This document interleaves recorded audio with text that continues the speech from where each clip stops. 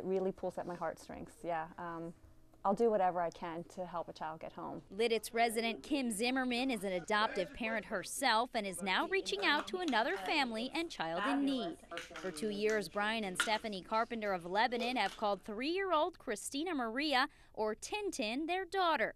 Their third adopted with cerebral palsy, but with adoption fees totaling over $20,000, one they can't yet afford to bring home from the Philippines. We're doing this because we're called to do this in God's Word. What is a life worth? I mean, really.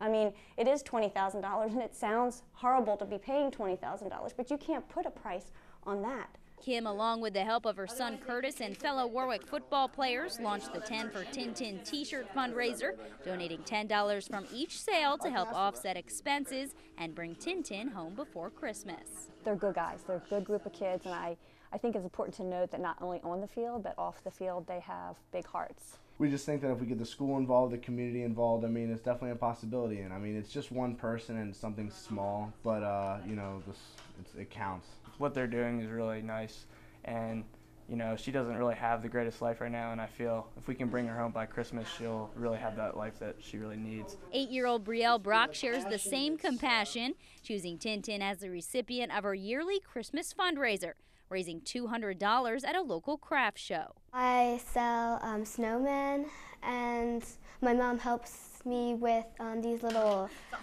ginger balls.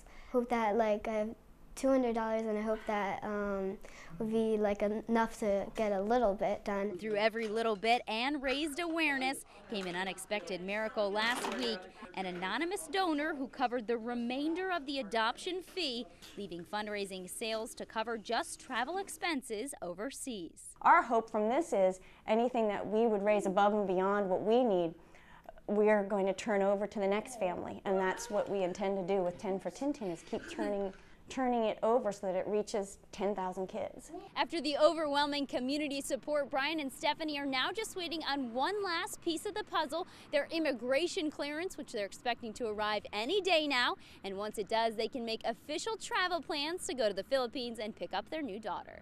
Our ultimate dream would be to walk into the Harrisburg airport on Christmas Eve, because we've prayed all along we're going to have her home for Christmas.